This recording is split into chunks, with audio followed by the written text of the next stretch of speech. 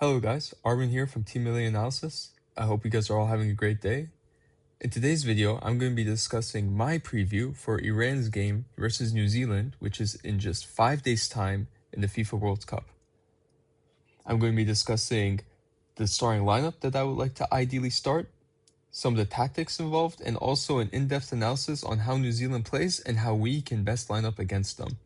During this video, I will only be referring to players who are currently in Amir Khanoui's 26-man squad, as I find it redundant to discuss players such as Azmoun, Hossein Najat, and Alhir Sayedmanish, who thoroughly deserve to be at this World Cup, but who were unfortunately not called up by Amir Khanoui. Therefore, I'll be focusing on the players that the squad has at its disposal at this current time, and giving you my pick for our starting 11 and why I believe it's the ideal starting 11 to get the most out of our team and to get the most out of this game. Hope you guys enjoy. And if you enjoyed this video, please feel free to like and subscribe so I can continue making videos like this. Alright, now before I go into position by position, speaking about my choices for starting 11, I'll give you guys a quick rundown of who I've chosen and what formation I've decided for us to play, and then I'll go more in depth into each position and why I made certain selections.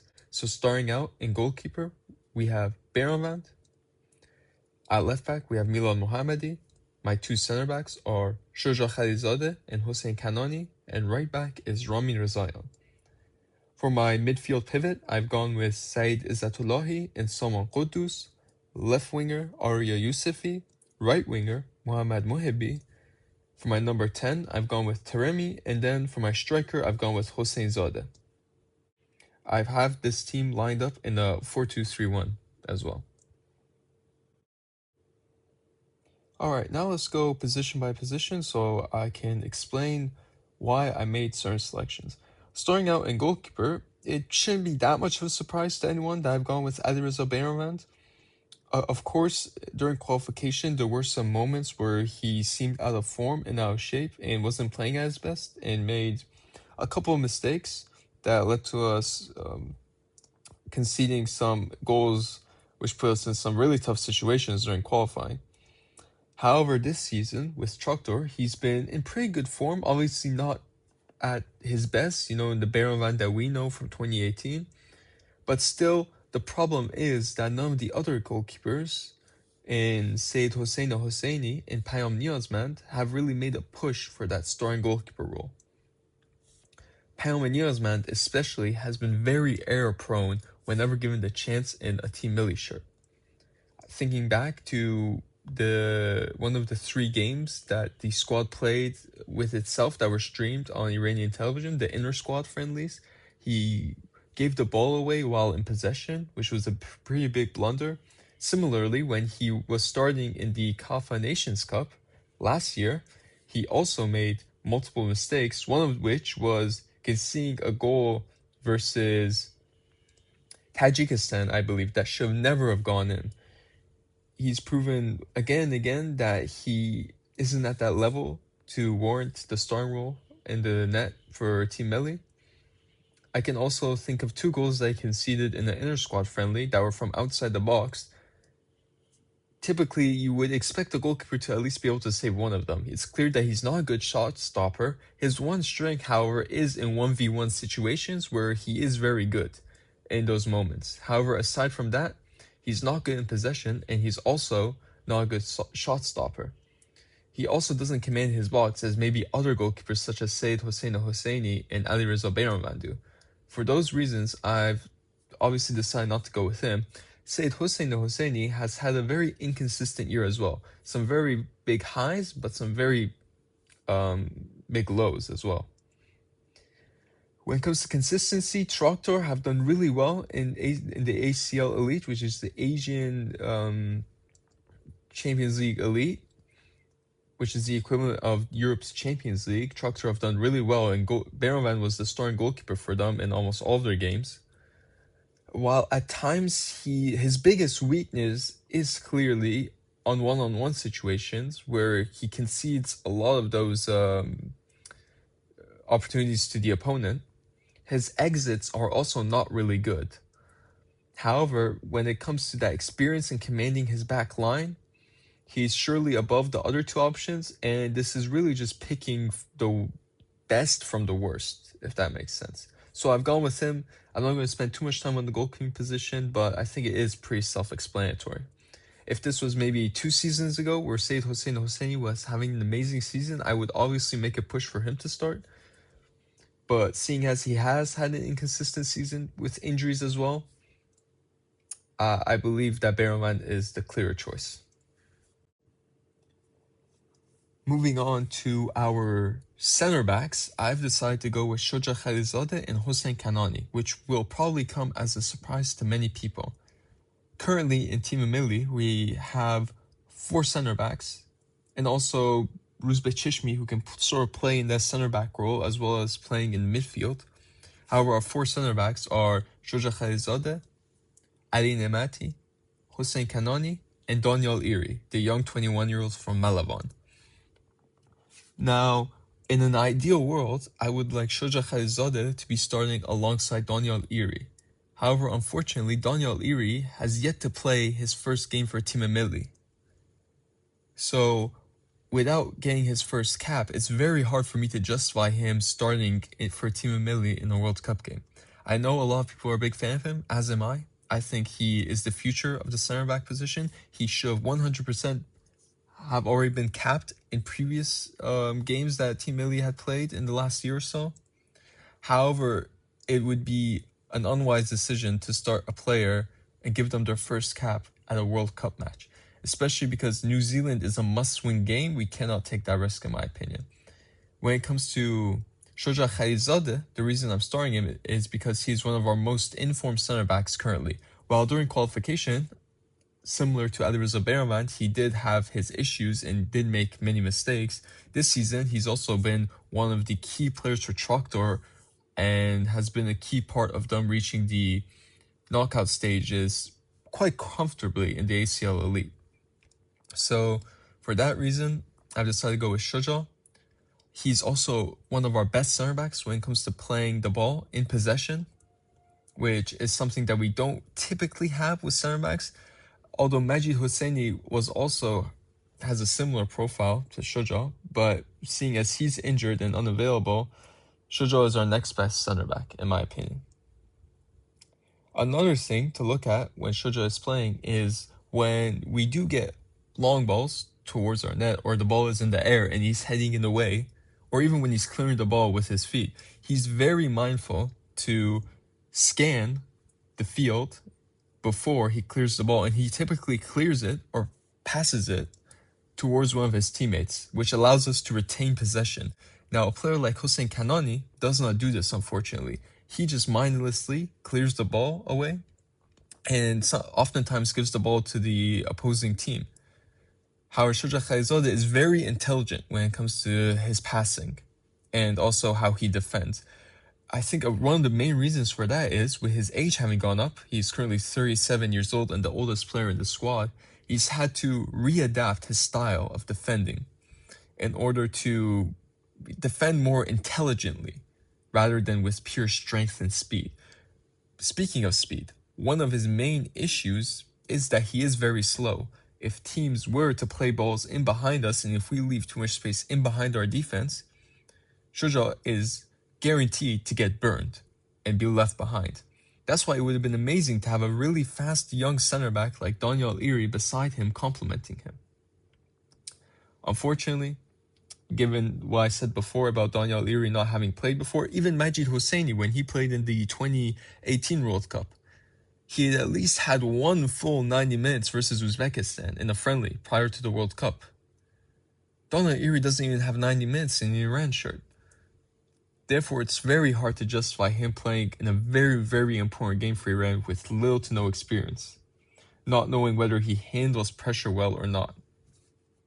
Also because he hasn't been playing with Shoja for that long, maybe they aren't on the same wavelength, the chemistry might be off. And when it comes to defending, the pairing that you choose is very important, that they understand each other, they complement each other, and they know how to play with each other.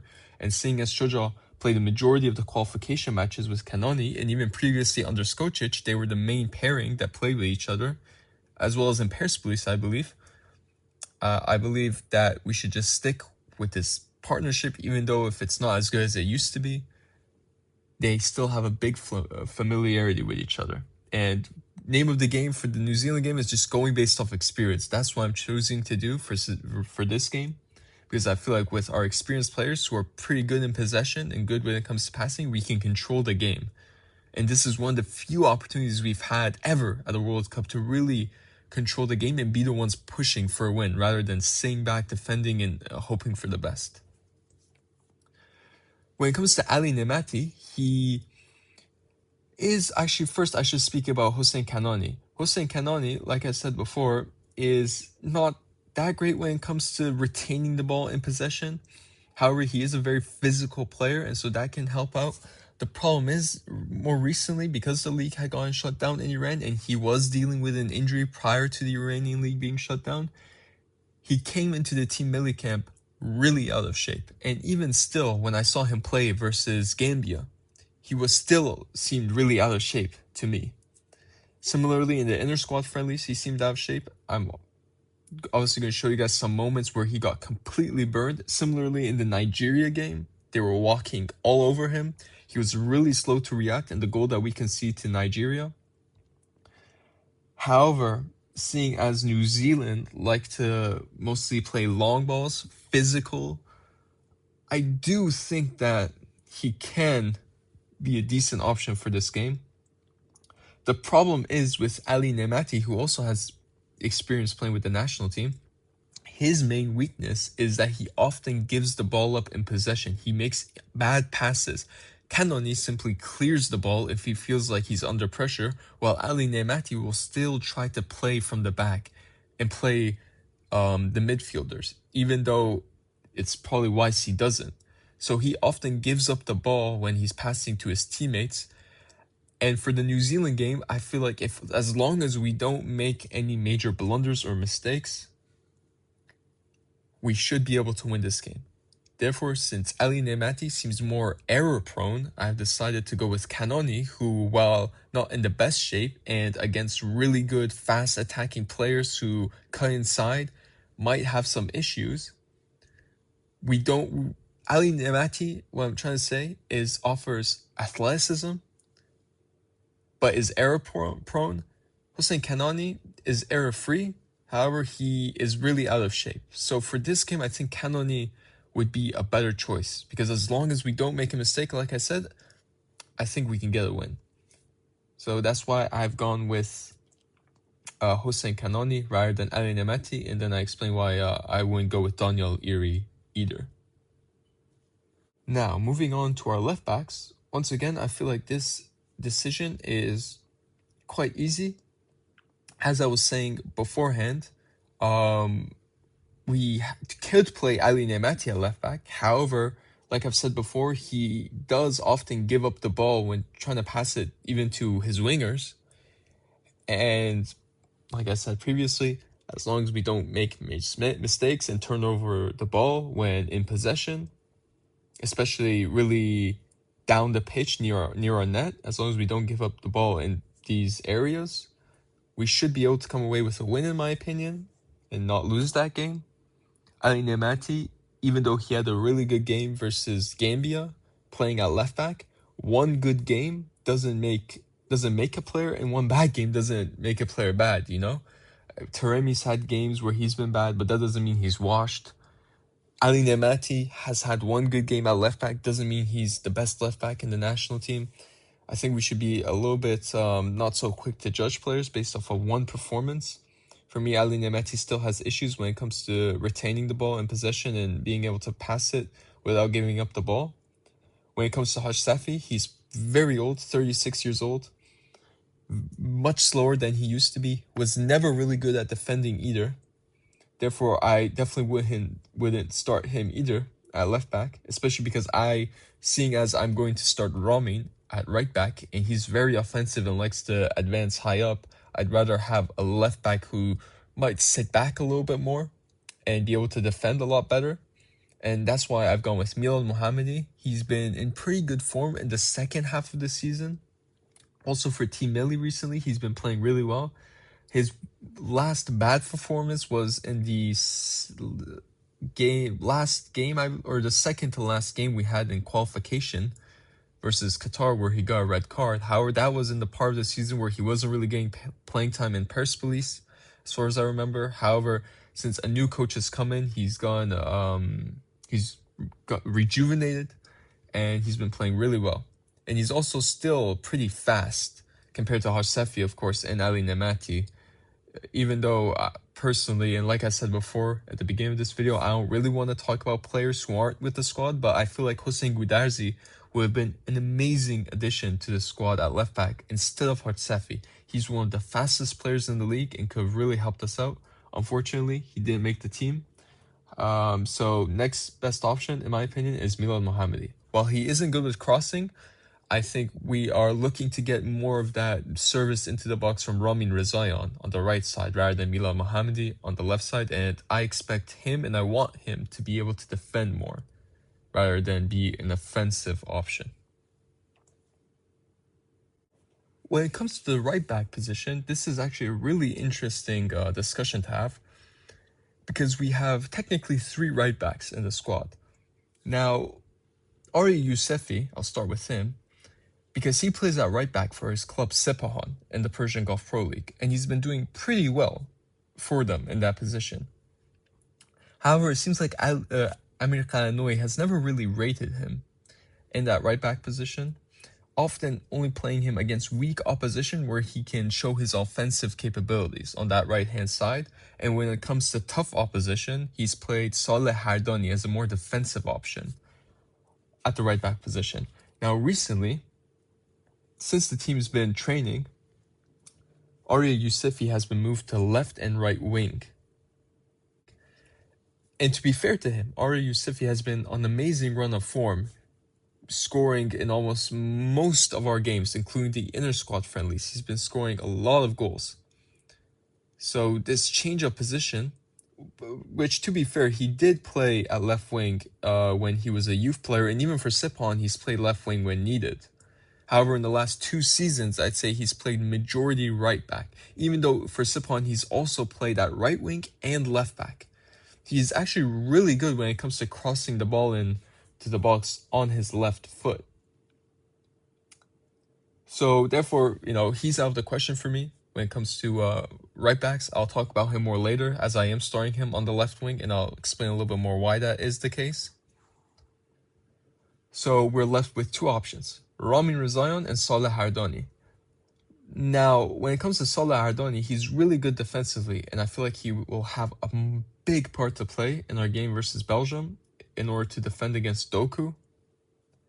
However, in this game, since it is a must-win game and we do need a push for a win, I strongly feel like a right back such as Ramin Rezayan, who is very offensive, amazing on set pieces, corners, crossing the ball in, would be a better choice than Saleh Hardani. Also because one of the main ways that New Zealand scores is off set pieces.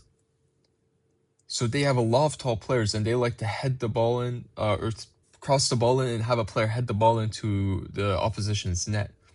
Therefore, I feel like it is important to have players who are good at clearing the ball away with their head. Ramin Rezayan is really good at this. He's really good when it comes to heading the ball away or even heading the ball in and scoring goals with headers. Saleh Hardani isn't. He's short, and as much as he tries, he often can't match up well against taller players who are good at heading the ball away. One example is our game versus Uzbekistan in qualifying that ended in 2-2.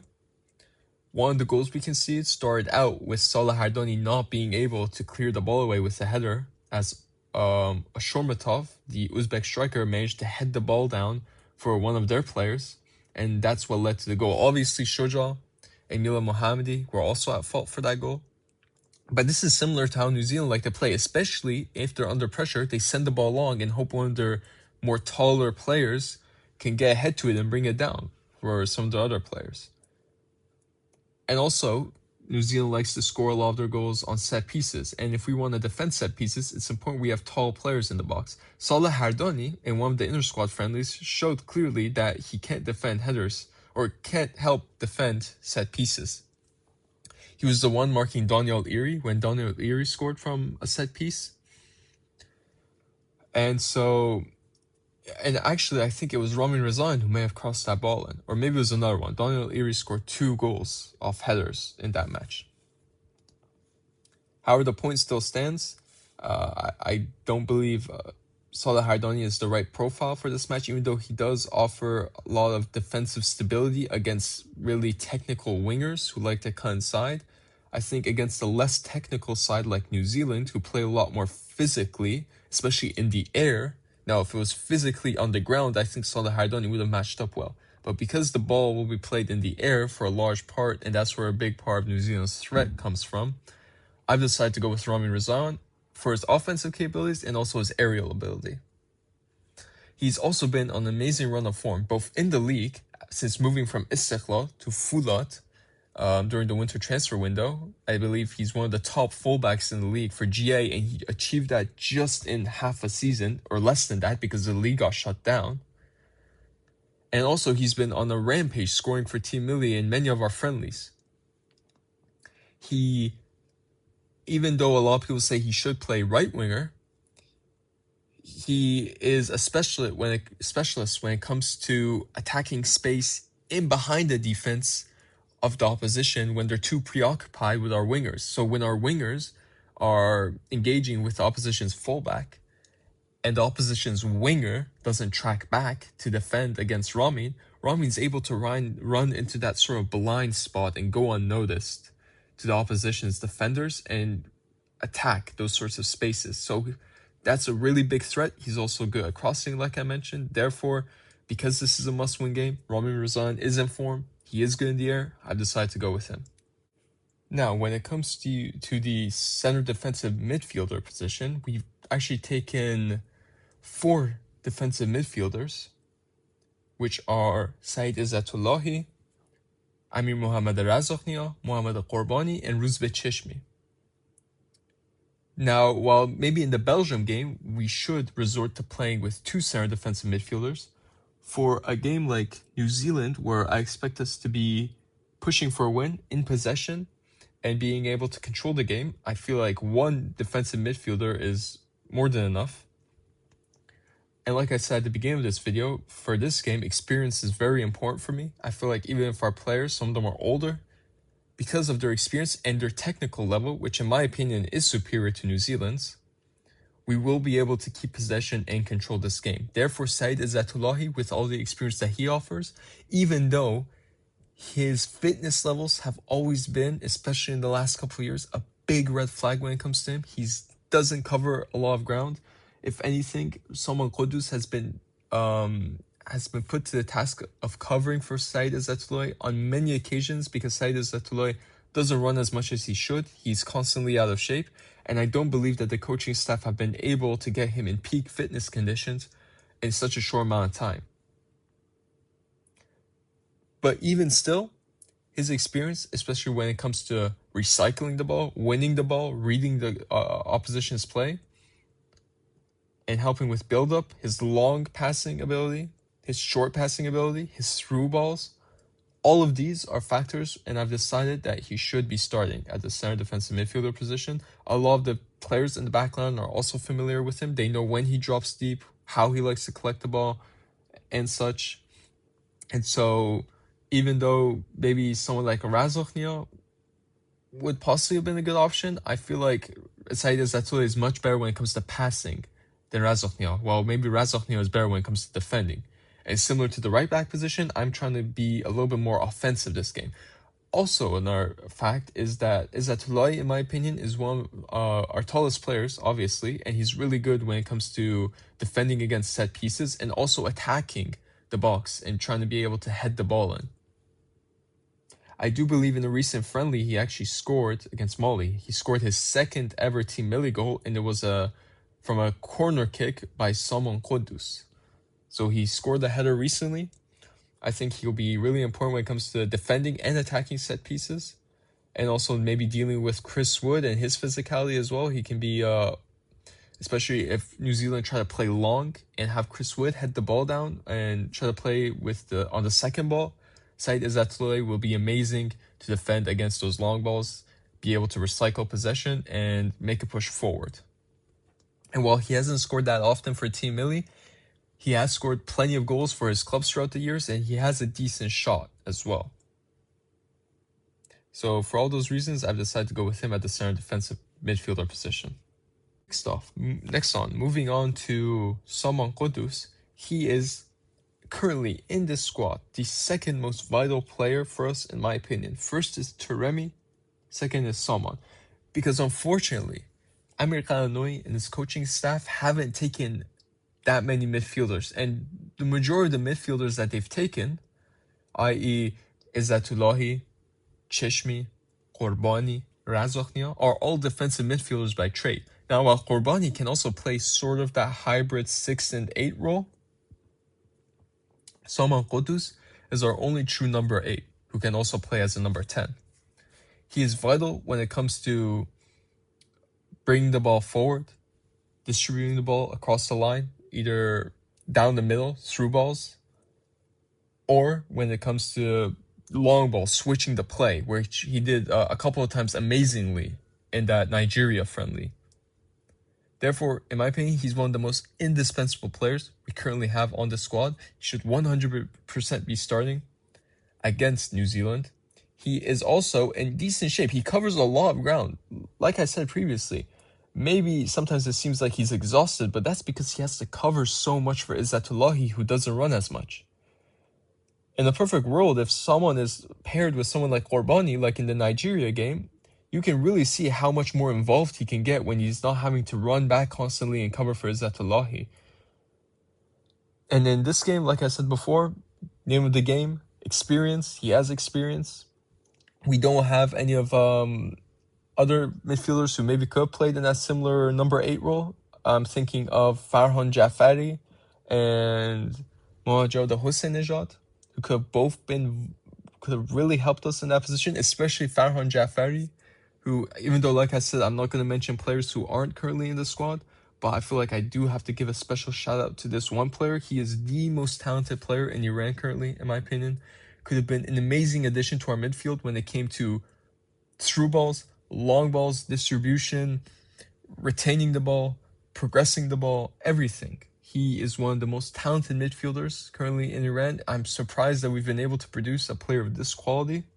Unfortunately, he isn't with the squad, but I'm hoping and I'm praying that he is going to join the squad for the Asian Cup, because I'm sure he can be an amazing addition to our team, especially with his passing ability, which is sublime. Absolutely sublime. Not enough can be said about how good Farhan Jafari is, but I'll leave it at this. So yeah, Salman Qudus for sure to start for me in midfield. He can also switch with Taremi at the number 10. So we've often seen Taremi dropping in deep. Salman Qudus can actually go one line forward and be able to press the opposition maybe when they have the ball, because he is a very energetic player. And someone like Taremi, we want to conserve his energy for those important moments. So I can actually see a scenario where Taremi drops from the number 10 to sort of that number 8 role. Salman Qudus goes up one position and presses the opposition, because what we learned in the Gambia game was that in the first half, our pressing was horrible, because you only had Taremi and Kasser Tahiri up front pressing Gambia. And they were often able to easily play around these two players. In the second half, what happened and what we saw was Mehdi Tarmi actually dropped down to a number 8. And in front of him, he had Hossein Zadeh and Alipur, two players who really press very intensely. This is one of their strongest traits. So he had two players who were willing to press in front of him, which often led to the opposition giving the ball up. He was able to get the ball, maybe from Izzatullah, from the defenders. And one of the good traits about Taremi, which we don't really have in the squad, is that he can play that box-to-box role, i.e. getting the ball from the back line and being able to drive forward. Someone can do this sort of, but he's not really good at it. What he does really well is distribution. So he gets the ball, he turns and he passes. Taremi gets the ball, turns and he drives forward. Now we've seen this often. I can remember when he did this in the Gambia game, in the North Korea game where he assisted Hossein Zaha. He got the ball deep, he drove forward, and we really haven't had this sort of player since, I'd say, Ahmad Nurullahi. But obviously him and Kalanoi aren't on good terms. So really what Taremi does, and he's done this often, that's how the coaching staff have used him, is he drops deep, collects the ball, drives forward, distributes it. And so, like in the Gambia game where we had two players pressing really intensely forward and he dropped the line and got the ball and was able to drive forward. And also the goal he scored was from him getting the ball, passing it, and then a little bit further down the play, he was able to crash the box, find that space, because he's really good at attacking open space and finding those little gaps in the defensive back line for the opposition. And he was able to exploit that and score.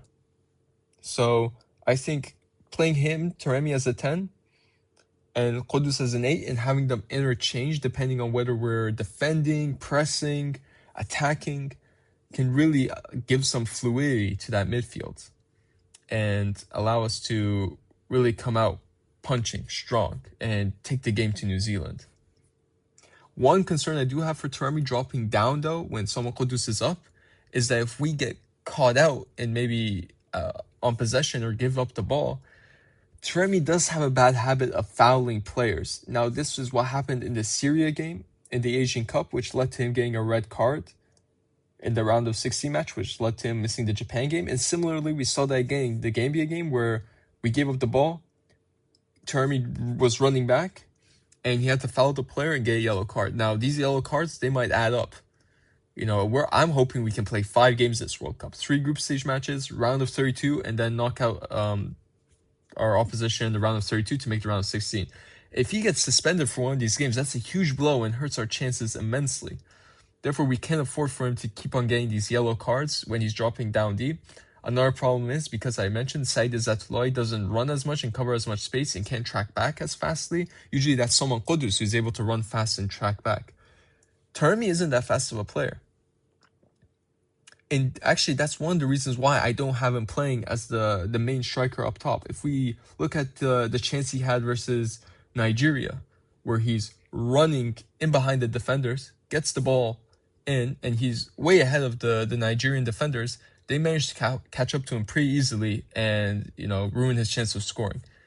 Even in the Champions League this season, he had a similar chance versus Bayer Leverkusen, which he was able to tuck away, but only by fractions of a second. The defender was able to recover pretty well and get back to him, and he was about to make a tackle on Taremi and win the ball back. So that's why I don't want Taremi being the one running in behind defenders. We already have a player like that, like Hossein Zadeh, who can do that.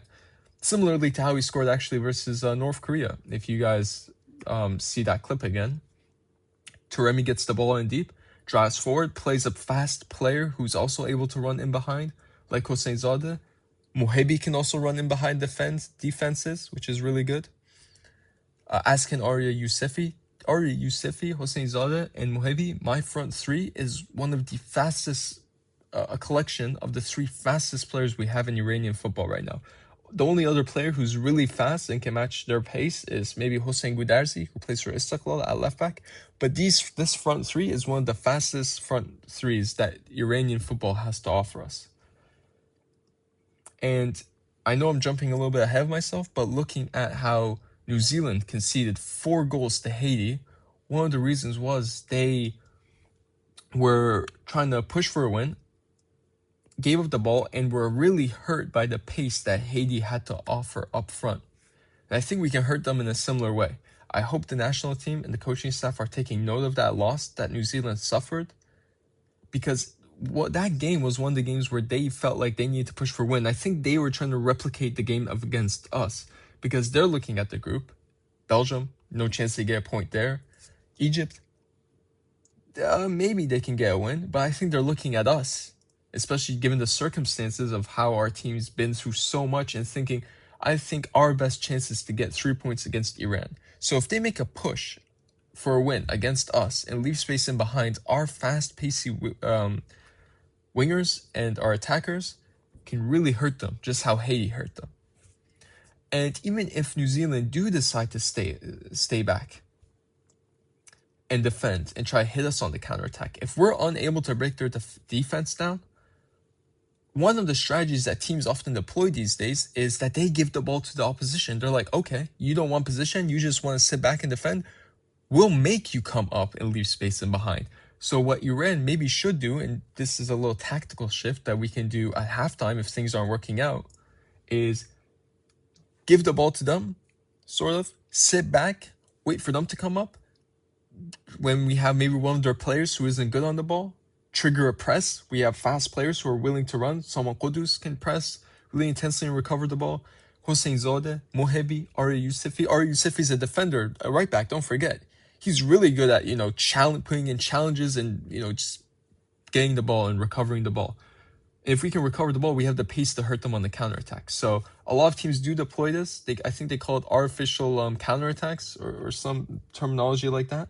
So we can give up the ball, sit back, win the ball, and then hit them on a counterattack if they're staying really deep and we're unable to break them down. Also, this would alleviate some of the issues we've had when we've been caught on the counterattack as well and conceded in that way. If we're sitting back in a decently organized defensive structure, obviously not as good as when Kairosh was around, but still pretty decent, I think we'll be able to hold our back pretty tight, not concede, and be able to hurt them on the counterattack. Moving on to our wingers, I already spoke about this briefly. However, at left wing, I have Aria Yusufi, of course. He is a really, really fast player. Like I mentioned previously, he has played left back and left wing for his club Sipon previously. He's really good at crossing the ball in to the box on his left foot.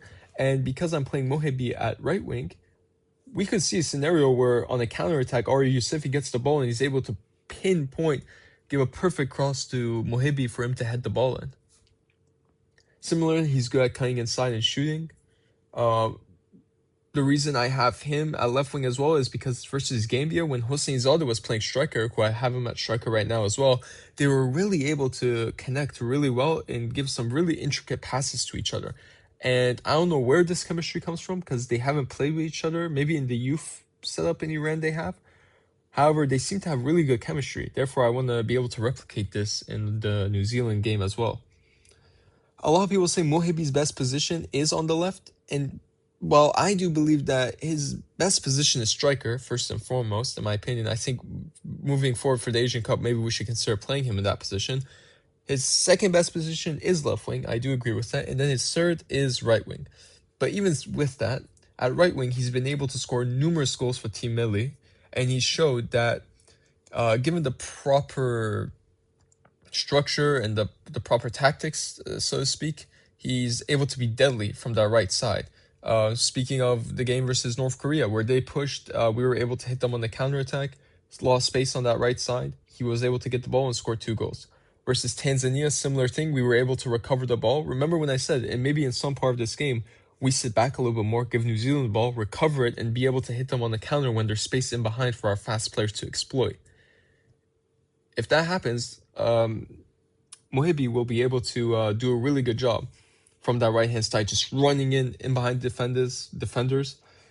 I'm sort of speaking about the front three now. The reason I have Hossein Zodeh as striker is because he can also drop in, retrieve the ball, and then help play make from that position, similar to Taremi as well. It's really good because Hossein Zodeh and Taremi can also change positions and have that fluidity in our attack, similar to how they had that fluidity in interchanging and positioning in the Costa Rica game. I'll show you a couple of clips, but when Hossein Zodeh plays at main striker, drops in, gets the ball and turns, which he does really well, he can either shoot from a very long distance. He has a really good shot on him. He scored a banger goal in the inter-squad friendly from outside the box. He scored, I believe, another really good goal in the ACL Elite this season with Tractor in the Asian Champions League from outside the box. So he has a shot on him. He's also good with his left foot as well, considerably, as he has scored in the Asian Champions League on his left foot as well. And I think for us, it's important to have a striker who's good with both feet. He's also a striker who can take players and teams, defenders one-on-one and create something out of nothing. He's not one of those players where, he needs the service necessarily. That's why I have him playing, because at a certain point, we might be pinned back a little bit more and we need our front three to be able to create on their own. If we have Hossein Zada dropping in, dragging defenders with him, leaving space in behind for Mohibi to exploit. And against the UAE game in qualification, we had that sort of situation where Azmoun would drop in.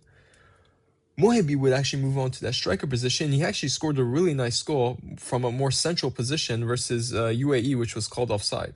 But it's really clear with his speed and physicality, he's a menace when running in behind defenders. Hossein Zada is able to drop in deep, collect the ball, and I'll show you guys a clip of when he dropped in deep, collected the ball, turned, played an amazing through ball to Hashim Nejad, I believe. Similarly, he in another instance he played a through ball to another tractor right winger, who then played the ball back to him, and he was able to finish on his left foot pretty well.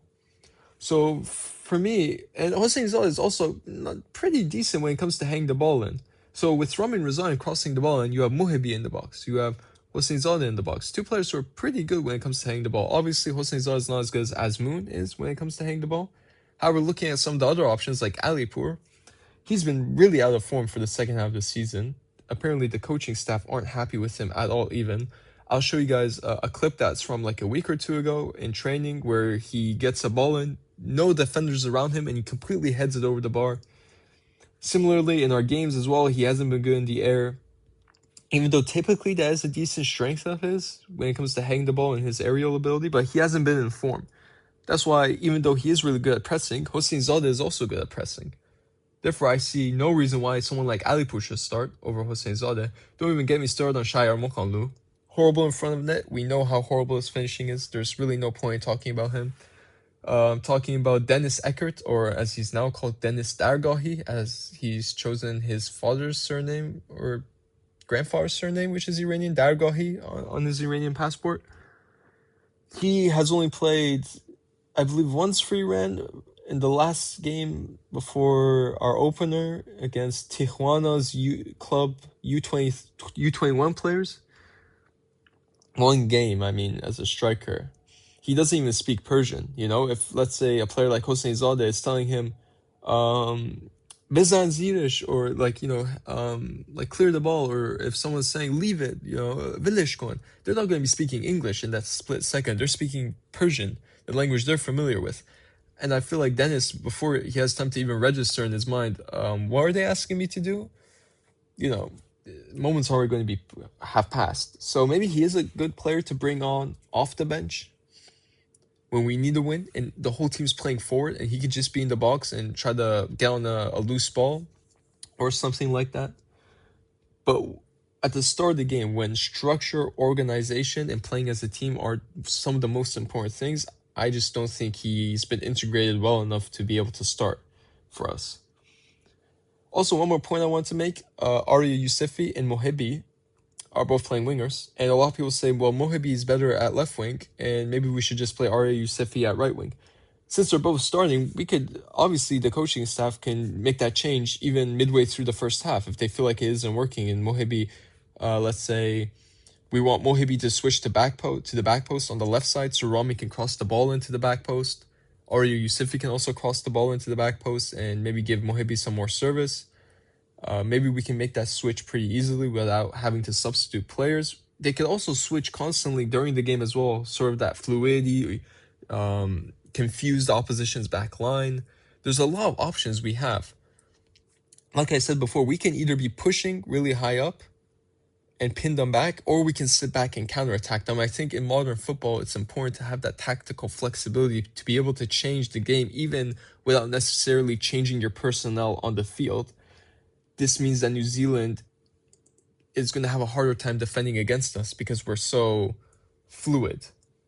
And they wouldn't be expecting one style of play necessarily. They'll have to deal with multiple styles of play, playing through the middle, long balls with Mohibi hanging it down for someone like Hossein Zada to take a shot, through balls to Arya Yousefi, crossing the ball into the box. So many different avenues where we can score from, and I feel like this lineup in general gives us that tactical flexibility that I'm looking for, and I'm hoping the coaching staff are looking for.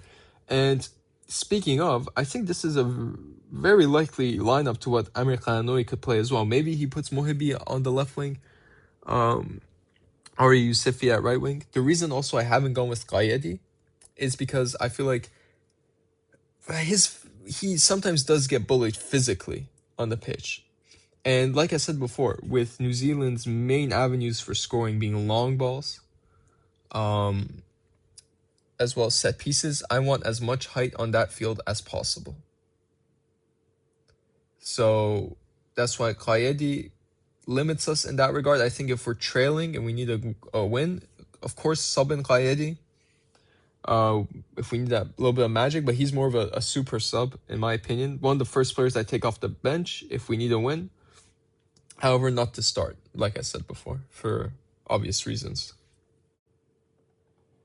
All right, and now to end it off, I just wanted to say a couple more things. First of all, I hope, Iran wins, obviously. I hope you guys all are able to watch the game and enjoy it. I wanted to also say that even if we don't win this game, to qualify from any group at this World Cup, 3 points gives you a really good chance, and a decent goal difference gives you a good chance to qualify. So even if we lose this game, God forbid, we still have a chance to get 3 points against Egypt and potentially advance from this group. Obviously, it will be harder because New Zealand will be on 3 points, but it's not impossible. So even if the result doesn't go our way, guys, stay hopeful, cheer on for the team. We will be able to get it done. I think we'll advance. My score prediction for this game is 3-1. I think we score 2 right off the bat, concede 1, and then score 3rd and sell the game off. I think Ramin will score. And yeah, that's pretty much it. One last thing I also wanted to talk about. As you guys know, this is an account that solely focuses on Iranian football. And sometimes things happen in life that are much more important than football. And the past year, it hasn't been the best year to be Iranian.